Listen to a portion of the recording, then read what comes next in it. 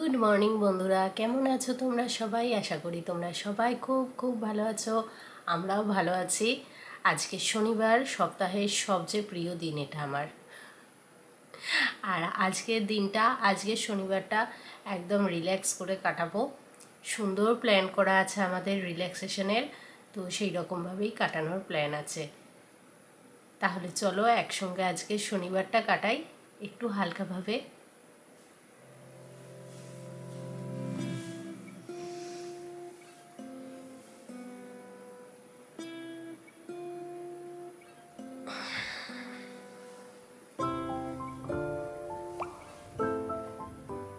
ভিডিওটা লাইক দিয়ে দেখতে শুরু করো। আশা করি তোমাদের ভিডিওটা ভালোই লাগবে।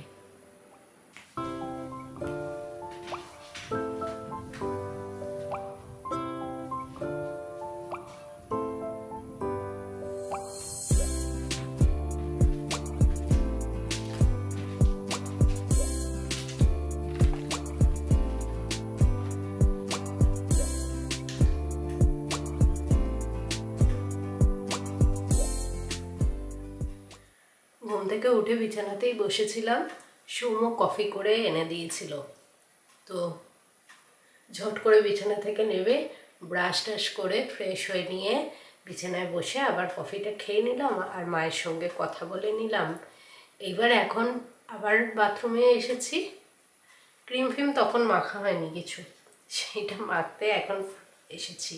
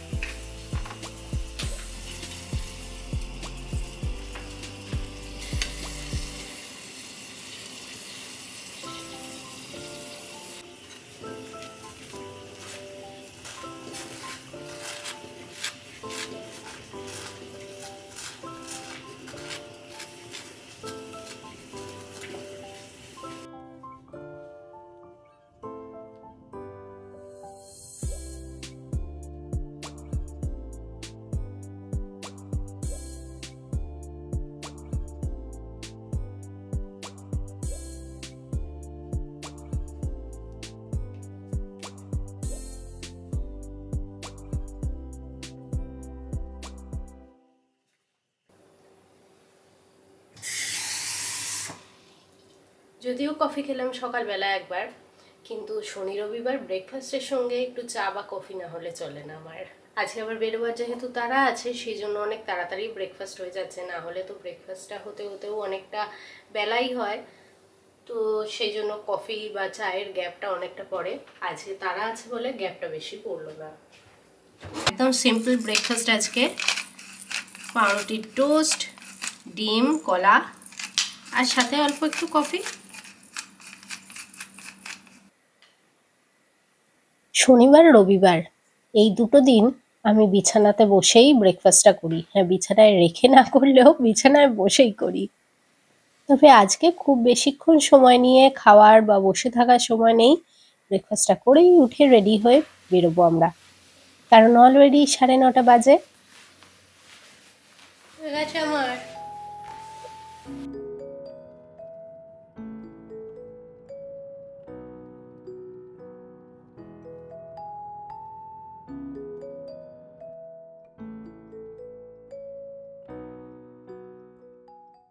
আজকে ওয়েদারটা বেশ মেঘলা মেঘলাই আছে।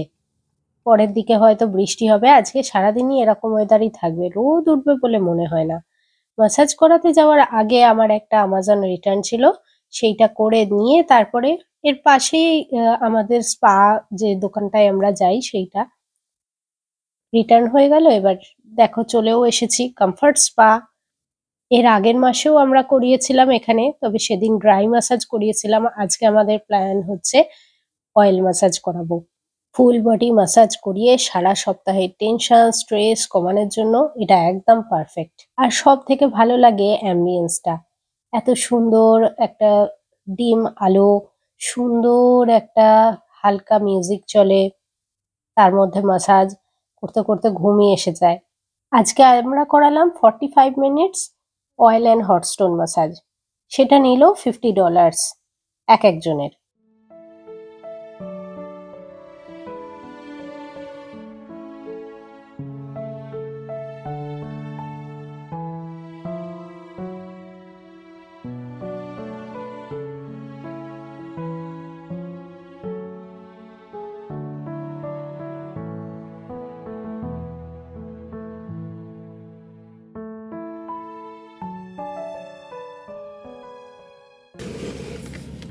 বেশ ভালোই হলো আমাদের বডি স্পা। ঘুম পেয়ে যাচ্ছিল, তবে যখন বডি ম্যাসাজ করে তখন যত না আরাম হয়, তারপরে আরামটা বেশি বোঝা যায়। তখন তো চাপ দিয়ে দিয়ে করে, বেশ কিছু জায়গায় ব্যথাই লাগে, কিন্তু তারপরে বডিটা বেশ রিল্যাক্স হয়ে যায়। এখন তো সিনেমা দেখতে গিয়ে মনে হচ্ছে ঘুমিয়েই পড়বো, কিন্তু টাইমটা অ্যাডজাস্ট করতে গিয়ে আমরা আগে বডি ম্যাসাজটা করিয়ে নিলাম। নাহলে আমরা প্রথমে হিসাব করছিলাম যে হয়তো বডি ম্যাসাজের পরে গিয়ে ঘুম পেয়ে যাবে, সেই জন্য আগে সিনেমা দেখে তারপরে বডি ম্যাসাজ করা। আর তার মাঝখানে লাঞ্চটাও একবার করে নেবো। সিনেমা দেখে বেরিয়ে লাঞ্চ করতে গেলে আবার অনেকটা দেরি হয়ে যাবে, সিনেমা দেখার আগে করতে গেলে একটু তাড়াতাড়ি হয়ে যাবে, ঠিক কথা, তবে তাও ঠিক আছে, পরেটা অনেক দেরি হয়ে যাবে। আজকে আমাদের যা প্ল্যান আছে, এইরকম ওয়েদারে খুব একটা অসুবিধা হবে না। সবই ইনডোর প্ল্যান, যদিও রোদ ঝলমলে ওয়েদার থাকলে সব সময়তেই ভালোই লাগে। এখানে তো কলকাতার মতো ওয়েদারটা খুব একটা হয় না, তাই রোদ ঝলমলেটাই আমাদের সবসময় ভালো লাগে। বেসিক্যালি তো ঠান্ডা জায়গা, সব সময়তেই তোমরা দেখো আমাদের জ্যাকেট পরেই ঘুরছি। এসেছি একটা মলের মধ্যেই সিনেমা দেখতে ঢুকবো, আর ওখানেই খাওয়া দাওয়াও করে নেবো। আজকে ফুড কোর্টের খেয়ে নেবো। আর মোটামুটি আমাদের ইচ্ছা আছে, পোপাই বলে একটা চেন আছে, ফ্রাইড চিকেন পাওয়া যায় বেসিক্যালি। আজকে লাঞ্চটা আমাদের সেখান থেকেই। এই মোটামুটি ধরো কেএফসির ছোট ভাই বলতে পারো, তবে কেএফসি থেকে টেস্টটা একটু বেটার লাগে আমাদের।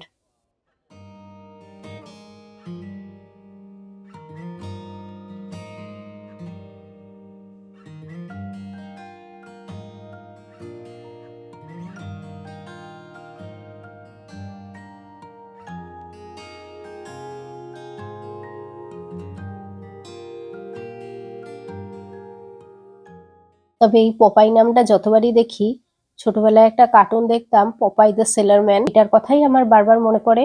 কিন্তু তাতে দেখাতো প্রচুর স্পিনাচ খাচ্ছে, হেলদি খাবার, আর এখানে পাওয়া যায় খুব আনহেলদি খাবার। চলি আজকের লাঞ্চটা আমার অন্য উইকডেজ এর লাঞ্চের মতো টাইমে হয়ে যাচ্ছে, 11:30 11:45-এর মধ্যে লাঞ্চ শেষ।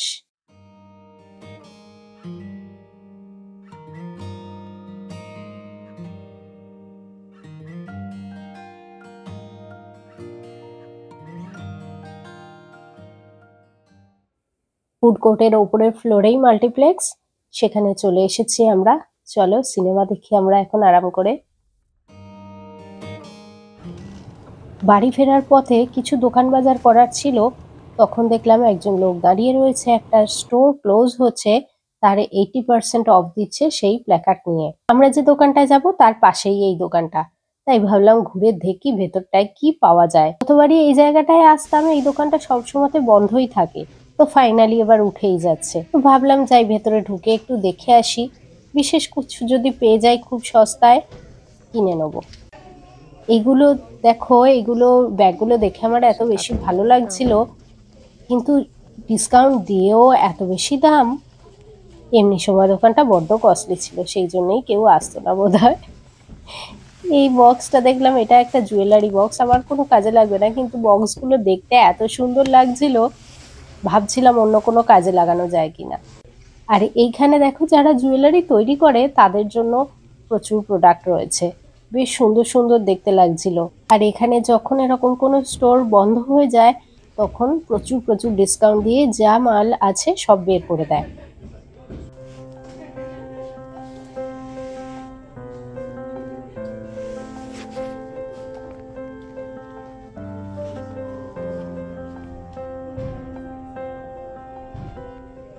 এই একটা জিনিস দেখলাম ঝিনুকের, এই জিনিসটা আমার খুব ভালো লাগছে, এইটা আমি নেবো।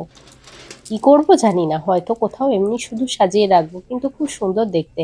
প্রচুর ক্যান্ডেল, ক্যান্ডেল স্ট্যান্ড এইসব রয়েছে। তো আমি ভাবলাম ক্যান্ডেলগুলো একটু দেখে আসি। ক্যান্ডেল আমার ভীষণ ভালো লাগে, যে সুগন্ধি ক্যান্ডেলগুলো এখানে পাওয়া যায়। কিন্তু নিজের জন্য বিশেষ কিনি না, কারণ এত বেশি ক্যান্ডেল গিফট পাই আমি, আর আমার বেশ ভালোও লাগে। দেখো কত উল রয়েছে রং বেরঙের, কত রকমের, মানে মোটা ব্যাপারটাও, কত মোটা উলও পাওয়া যায় এখানে। এখানে উল বোনার প্রচলনটাও খুব বেশি। দেখো কি সুন্দর সুন্দর, আর কি সফট এগুলো। এগুলো দিয়ে নর্মালি ব্ল্যাঙ্কেট তৈরি করে।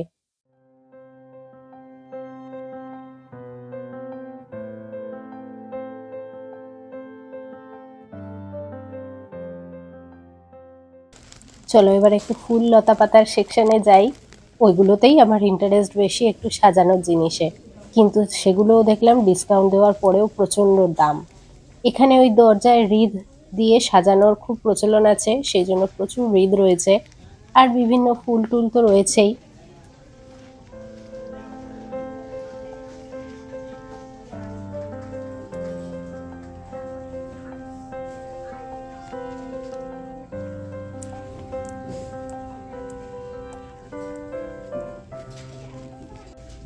এখান থেকে একটা জিনিস আমি কিনলাম, পরে দেখাবো তোমাদের। আর দেখো বেশ সুন্দর সুন্দর সাজানোর জিনিস, সবগুলোই দেখলাম ডিসকাউন্ট দেওয়ার পরেও প্রচন্ড বেশি দাম। এইগুলো কিরকম দাম? যাক চলো, ঘোরাঘুরি প্রচুর হলো। এত দাম, ডিসকাউন্ট দিয়েও কিছু লাভ হচ্ছে না। যে দোকানে অরিজিনালি যাওয়ার আছে সেই দোকানে যাই আমি এবার।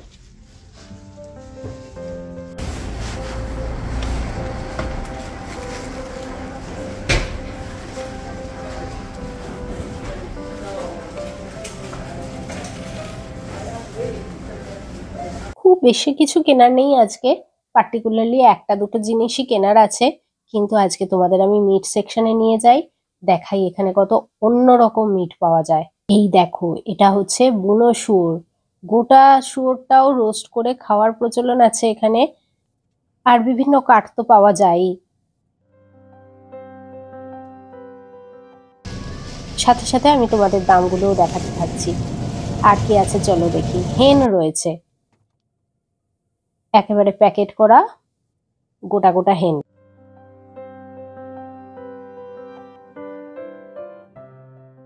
খরগোশের মাংস, এই দেখো, এই যে প্যাকেট করা এই জিনিসগুলো রয়েছে, এটা হচ্ছে খরগোশের মাংস।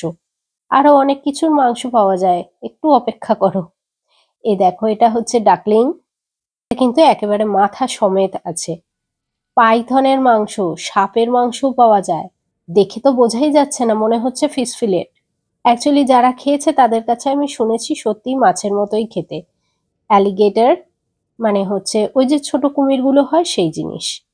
এর মাংস নাকি অনেকটা মাছের মতোই খেতে লাগে। আর দেখো কালো মুরগি, কালো মুরগি জিনিসটা কলকাতায় মাঝে খুব উঠেছিল, আমি কখনো কিনে খাইনি, বাট শুনেছি। এখনো পাওয়া যায় কিনা আমি জানি না। এটা হচ্ছে টার্কির নেক, স্মোক করা। বিশেষ কিছু জিনিস কিনা আমি জানি না, আমার জানা নেই সেটা। এটা হচ্ছে রুস্টার, ব্রাউন রুস্টার, মানে আমাদের দেশি মোরগ বলতে পারো। চলো দেখি আরো কিছু মাংস পাওয়া যায় যেটা একদম অন্যরকম। সেটা হচ্ছে ক্যাঙ্গারুর মাংস। ক্যাঙ্গারুর মাংস কি খুব শক্ত হয়? আমি জানি না, আমি কখনো খাইনি, কিন্তু অত লাফায় তো, তাই আমার মনে হয় ওদের মাসল গুলো নিশ্চয়ই খুব শক্ত হয়। এই যে এই সাদা সাদা দেখতে মাংসটা, এটাই হচ্ছে ক্যাঙ্গারুর মাংস। এর পাশেই রয়েছে টাটলের মাংস, মানে কচ্ছপের মাংস। চলো টাটলের মাংস কোনটা, এইটা না এটা নয়, ওটা চিকেন, ওটা পরে দেখাচ্ছি। এইটা হচ্ছে টাটলের মাংস।